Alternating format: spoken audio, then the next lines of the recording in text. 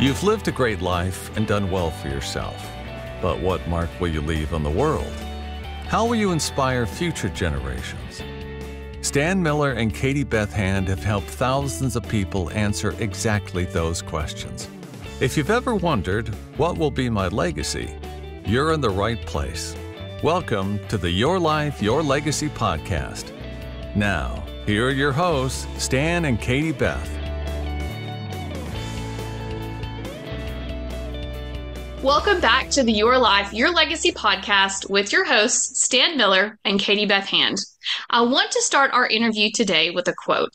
The quote is, "I want to continue living so I can continue giving." To talk to us about those words and the incredible woman who said them, we are so excited to welcome Gerry Barker. Gerry, thank you so much for joining us. Thank you. So before we dive right in and talk through a bunch of the different things we want to hit on today, I was hoping you could take just a few minutes and give us a little bit of information on your parents, their passion about art, and kind of how all of these things set them up to eventually become philanthropists in the art world. So tell us a little bit about their backstory. Thanks so much, Katie Beth. Well, we have to go back to World War II, and my father was one of 5 brothers, and they had a family grocery business, and all 4 of his older brothers were in the Army. And my father had to drop out of high school so he could run the family grocery business. My father was a young, good-looking guy, and he went out a couple years later on a date with another guy and a couple sophisticated women from New York. And it was a blind date, and he met my mother. And my mother was from Long Beach, Long Island. She was attending college at Bryan College, and they fell in love. And that began the 64-year marriage ended when they both passed a few years ago. My father met his father-in-law, who shared with him a piece of tangible advertising. It was a ruler that had the bus company that he owned printed on it. And he said to my father, "This is the future of advertising, tangible products that carry a message." And my father took that and started to run with the idea of having items printed with logos on them before anybody else in the country was doing it. And that began Barker's Specialty Company. And Barker's Specialty grew. My mom and dad worked together and worked very hard. And as they grew the business, they were successful. And they eventually started wintering in Florida. And while they were in Florida in the 1960s, they found out about animation art, the art that was used to create movies and cartoons at that time. What would happen at the studios, Disney, Hanna-Barbera, Warner Brothers, is animators would paint on celluloid images, and these images would then be filmed, and it would take 24 of them to make 1 second of a cartoon. And there was a collector's market for this, and my parents started collecting. So they were part of the original collectors of animation art. And to make a long story short, they started the business of Barker Animation Art Galleries. Along the way, they also started collecting antique toys and memorabilia, and they collected so much that everything was overwhelming. The house was overwhelmed, their apartment in Florida was overwhelmed, they had a warehouse that was overwhelmed, and all of a sudden in Cheshire, Connecticut, a farm was available for sale, and my father was a visionary, and he literally bought the farm so he could have a place to create Barker Animation Art Gallery and the Barker Character Comic and Cartoon Museum. And it just so happened that this is adjacent to Barker Specialty Company, the promotional marketing business. So we actually have an 8-acre complex here housing both businesses. Well, I might be going ahead on this, but my father loved collecting. And he had this thought that if people collected, they would be putting their time to good use. And he really thought that many people stopped collecting. Now, when I was a kid, I was a stamp collector, I was a coin collector, I was a baseball card collector. But he realized that as time went on, a lot of people stopped collecting.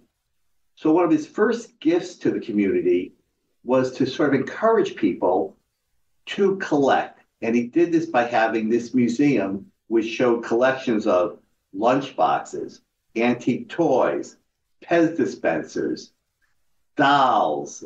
I mean, it's over 80,000 items. And that was the beginning. And interestingly enough, and this is a great story, one of my favorites, is that my father, who dropped out of high school to be able to do all these things, was actually given an honorary doctorate by a local college, local university. And that was a very proud moment in his life, walking in the procession as Dr. Barker. Yes, I saw that on the website and thought that that was so special. So your parents have a really unique backstory of kind of how they got into the interest of that building. I love that it's not just art, it's just kind of collecting in general and the memories and the passion that they have for that. But they didn't stop there. They've kind of taken beyond just the art gallery and the museum, they've kind of taken this passion for art and collecting and turned it into some different acts of philanthropy. So tell us a little bit about what your parents, what got them into giving. Were you raised in a household where your parents, taught you how to give and that you should give, and what made them, they've done so many cool things for your community. Talk to us just a little bit about that. Thank you so much. Yeah, we didn't come from a lot of money. It wasn't like old wealth that we had so much money, but for whatever reason, my parents got tremendous pleasure out of giving. One of my mother's favorite quotes was, "I wish I had all the money in the world so I could give it all away." And there's a reason why people get pleasure out of giving. It makes them feel good. And that's actually why in our business, we get pleasure out of seeing people satisfied and happy when they order or buy anything from us. We get more happiness out of giving than we do out of receiving. As a matter of fact, and I share this little anecdote, once I had to say to my mother, "Mom, when somebody gives you a gift, you have to accept it. You know the pleasure you get out of giving? You shouldn't deny people that pleasure when they want to give you something." And so we're all like that. So over time, my parents, we never say no to anybody. Actually, I'll share this. When my mother died, I started doing something whenever I would see somebody on the street that was maybe homeless or asking for a donation or money. I would actually get on my knees, look that person in the eye, hand them a $20 bill and say, "This is from Gloria Barker. She died 5 years ago, and she would want you to have that." And I have to say, Katie Beth, when that person looks at me and says, "Thank you, Gloria," it brings my mother to life to me. So, that pleasure out of giving is just, I don't know if it's innate or if it was brought from my parents' parents, but it's certainly part of our DNA. That's wonderful. And they've done a lot kind of in the community and for different groups as well. I know they've really focused in on, they've done a lot for first responders and just a whole bunch of different groups. How did they find these different groups where they donate all of this really cool art? Let's see, there was a 9/11 anniversary where they donated some art, and they've just done a ton. So tell us a little bit about some of those things. Thank you. Yes. My parents loved artwork, and they love the joy that they get out of seeing it every day. So they believe that other people feel the same way. And people do. So they started an event called Art from the Heart, where they would just donate to, and they did this in Florida, to many organizations. And they worked with the local chamber, and they sent out emails or letters to all the different organizations asking them to come and get a special piece of art for them to use in whatever facility they have. They've gone to a number of hospitals, particularly children's hospitals, and have donated a large amount of this colorful, bright, fun animation art to decorate their places. Whenever any letters come into us or phone calls or emails asking for a donation for a sponsorship or for a special gift or for a donation for a raffle, we're always willing to say yes and have something for people to share. It's our way of, and I want to share this. It's our way of giving. I don't like to use the expression giving back because I've always felt that term sort of says that you're doing it out of some obligation or, or you took something. It's just pure giving from the heart and wanting to share a passion, share success, um, share happiness. Absolutely. And that's what we love to encourage our listeners to do is to think about. So for most of our listeners, they probably don't have access to all of these incredible collections and all of this art, but all of us have something in our sphere of influence that we can give. Maybe it's financial, maybe it's art, maybe it's our time, but we really like to encourage our listeners and want them to be inspired by this story to make them kind of think outside the box. I'm sure when your parents got started being collectors back in the day, they never envisioned that it would turn into all of these different philanthropic projects that they had, but it spiraled out of that. And so for those of you listening, I hope that you're inspired by this story that Gerry's telling about his parents and just can really think through what is it that you have to give. Maybe it's not art, but there is something that you have that you can give. I have stolen all of his time. Stan, I will turn the microphone over to you for a minute. I'm going to keep following up a little bit on this line that you're on already because I want to hear a little bit more about some of the different gifts your parents made. Maybe highlight a couple of the more interesting ones. Yeah, first, there have been so many. And I just need to comment on Katie's point because everybody has a gift to give. And that gift could be a smile. That gift could be looking someone in the eye and recognizing them and asking how they are. It's just so important. But once again, for those who like to give, they get more pleasure out of giving than they do out of getting. But to my parents' case, yes, there was a celebration in our state of the anniversary of the state police. And this is the police are very important. And state police, it's a very worthwhile organization. And they created a special commemorative piece of art and gave many copies of this away as a way of recognizing this wonderful group. In terms of donations, we never say no to anybody asking for a local gift or a local raffle prize. In terms of money, my parents were generous to a number of hospitals, a number of organizations. So yeah, they love to have the opportunity to make others happy. So I'm curious. I want to explore this idea of the impact that generosity can have, and I've got several questions relating to that. And my first is, I'd like to get a sense of the impact that you personally have witnessed on the power of these acts of generosity through, for example, the police or firemen or some of these other groups, because these are guys generally that you don't think of as being like really like into art, right? I mean, I typically don't think of firemen as guys that might get all excited about art, but I'd be curious to hear what impact the gift has made on the guys that got it, that received the gift. Yeah, people are very appreciative. People are thankful, they're grateful. Their offices are decorated with the artwork. And art is something that you look at every day and you get a feeling from it. And when it's celebrating something that's special or important, it brightens your day. And that's why my parents loved art. As a matter of fact, when we started the museum, my parents did not charge any admission for the museum. They actually said they wanted to be free for everybody. And of course, we had expenses associated with it, and we had docents to give tours. It actually, after about 10 years, one day I said to my father, I said, Dad, I think we have to start charging because we're giving it away. And sometimes when you give something away, tickets to a museum, people don't ascribe value to it. So what we started to do was charge $3 admission to the museum, but we gave away thousands of tickets for free. And all of a sudden our membership increased and people started coming much more readily. So it is a funny dynamic, but yes, we've seen the impact. We've seen when we give as raffle prizes and donations and people spend money, that money accrues to the organizations and they're very grateful for it. It's an interesting insight, but I want to talk about another kind of impact. I don't know you very well. I don't know about your family or the circle of people that you're close to, but I would really be curious to get a sense of what kind of impact these acts of generosity have had on younger generation family members in your family.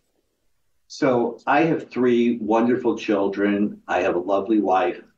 And I think about my daughter, Olivia, and I'll never forget the time. She was 3 years old. We went to the park, and there was a girl from her school that was handicapped and sitting in the sandbox with her mother. And there were all her other girlfriends on the swings. And Olivia went right to the girl in the sandbox because she learned to care about others. And I have to share with you, my children have all learned from myself and my wife and from their grandparents that they get joy out of giving and never want to see anybody suffering. So yeah, I think that philanthropy does grow. I'm part of some good sized organizations that focus on legacy giving and focusing on reminding people how important it is for future generations to provide for future generations. And I think for someone like myself, I have a grandchild now. It makes me even reflect further on what it means to ensure that the future is bright and a kind place for the next generations. But yeah, I think it is contagious. Your adult children now, are you seeing them adopt their own models, their own strategies for giving? It's such an insightful question, and I never really thought about it in terms of how they're all different. But yes, I see my daughter who owned a home organizing business in Florida. And when people give to her and she's cleaning out their closets and they're giving the clothes and all the stuff, she's immediately bringing it to shelters or to, Goodwill. And she gets pleasure out of doing that. And I think about my son who's a musician and plays guitar and how much he enjoys playing for other people and bringing a smile to their face. And then my other son, who's a management consultant with Deloitte, he's part of organizations where he's always trying to, promote positivity, and he's happy to share any benefits with others as well. But Gerry, I've been an estate planning attorney for quite a long time now, and one of I would say, the most consistent theme that I've discovered in my experience with clients is that the clients that are the most unhappy, whether they're wealthy or not wealthy, the clients that are the most unhappy are the clients that are the least generous. And the corollary to that is perfect. It is absolutely certain in my experience that the people that I know, the clients that I've worked with, and even friends, family, whatever, but just in my experience of working with clients, the clients that are the happiest, and I'm saying this is true regardless of wealth. I mean, you don't have to be wealthy to be generous. The clients that are the most generous are, without any exception, the happiest. And so it really connects me to the theme that you were talking about at the very beginning of our conversation about this idea that somewhere baked into the human DNA is this need to be generous. It's like we were built, whoever made us to be generous. And when we are aligned with that and live that out, it's our best guarantee of having our best life, our happiest life. And so your parents certainly figured that out, and your parents, were obviously a powerful influence in your life because now here they've been gone for years, and you're continuing to carry out their vision. And I'm hearing the good news that your children have also recognized that or living out as well. So quite a story you guys have. Stan, I am so blown away by what you just said that I never really thought about this, and you see it from a unique perspective as a lawyer and estate planner. But happiness with those who give, I'm so excited right now because I'm thinking about this life and legacy committee that I'm on. I can't wait to bring this idea. We've never actually talked about that, that happier people are ones that are giving. What a great, just credo, great thought. I love it. I mean, I'm stoked. Yeah, it's not just a theory. It's not just a theory. It is, in my experience, it has long since become a proven fact of just the way the universe is constructed. It's just the way it is. Yeah. And once again, I don't know why. Sometimes I wonder, I could never steal and go to sleep at night. I could never owe somebody money and go to sleep at night. And yet there's so many people who do and are able to. I sometimes wonder, like, why are they able to? But, it's just different, maybe different. I don't know. You have a different perspective. You probably a better perspective than I have, but I'm very happy the way I am. And as I say, I sleep very well at night. I sleep like a baby. I toss and turn and cry all night. So one other question. And so what's coming next? What have you got planned? Yeah, so that's actually a great question because my parents are gone. The museum is their legacy, and I want to keep it alive.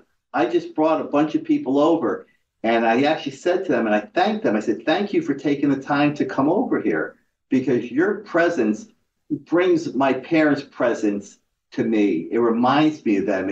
It just gives me warmth. And my children feel the same way. And my brothers and sisters feel the same way too. And we want to keep this legacy going.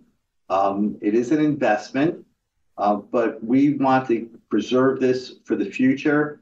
So we're looking at different ways of maintaining the museum for the future. We believe we know it brings a lot of joy to people. And interestingly, we're finding out now that for adults with Alzheimer's or dementia, it's rekindling their spirits. And that brings a lot of pleasure to us as well. Sorry, go ahead. Well, I don't want to let go of that too quickly because I'm curious, just like take a second, this is a real insight. So are you finding that people that, they're like living in like, assisted living facilities or care facilities where, where there is an Alzheimer's, or dementia diagnosis. How are you engaging people with with those kind of diagnoses in interacting with the museum? Yeah, so we actually invite these organizations to come to the museum, but quite frankly, the museum right now is crowded and somewhat small, and we want to make it a little larger and more handicap accessible than it is now. But yes, nothing makes us happier than when a grandparent comes with their grandchildren and they share their experiences. And when that grandparent is sharing that, hey, I was a young kid once. I had a lunchbox that went to school. I played with these toys. This was my favorite toy. There was an episode of the Today Show where Dylan Dreyer came here from New York. And it's a wonderful episode. And to see the smile on her face when she found Shira, the doll that she had when she was a kid, it is just remarkable. And we all have that spark. As I like to say, my dad was pretty smart. Most people had a happy childhood. And these toys and memorabilia rekindle that wonder, that innocence, that fun time, the reminder of our brothers and sisters, of old friends, of our parents who, for many of us, are no longer with us. That this museum is, as we call it, the Museum of Memories. And it's a legacy and an investment of our family to make people happy. And we're thrilled that people come from all over the country to see it. Love it. I do too. I love that too. Before we run out of time, I do want to just touch on this for all of our listeners because it really touched my heart when I read it. In another interview, you talked about the fact that your dad always made it mandatory to put your mom's name first on everything. And you said it was a love like no other, almost hitting 70 years of marriage. Do you think that having this type of passion project and also serving and giving together as well helped really foster that healthy marriage? Wow. That is a thought that, first I have to share with you. My mother was an amazing woman. She was bright. She was fun. She cared about people so much. In our company, we have so many employees that are here 30, 40, 50 years. And I attribute that all to my mother's how much she cared about people and would look them in the eye and have conversations. So she was just an amazing woman. And yes, my dad loved her dearly and respected her tremendously. And everything in his life was, it's Gloria and Herb, it's Gloria and Herb. And, Katie Beth, I will have to reflect a little more on your insight because I haven't thought about it, but it was a beautiful love story. And they're buried together in a combined, like a mausoleum in Florida. And they had a good life. And I'm happy that they were both able to live to 89, 91. What a blessing I'm sure that was for you and for your younger generation family members as well to really get time to know them. So an incredible story. For all of our listeners, thank you so much for joining us. We hope this podcast will inspire you to use whatever gifting you have to get out there and make the world a better place. This has been the Your Life, Your Legacy podcast with your hosts, Stan Miller and Katie Beth Hand. Our guest today was Gerry Barker, discussing the legacy of philanthropy created by his parents, Herb and Gloria. For more information about their story or to find out more about Baker Animation and Art Gallery, you can visit bakeranimation.com. Gerry, thank you again so much for joining us. Thank you, Stan. Thank you, Katie Beth. Thanks for listening to the Your Life, Your Legacy podcast with Stan Miller and Katie Beth Hand. If you enjoyed the show, please rate, review, and subscribe on Apple Podcasts, Spotify, or wherever you get your podcasts. To find out more about Stan and Katie Beth, go to pinnaclelegacylaw.com. You can also find links in the show notes.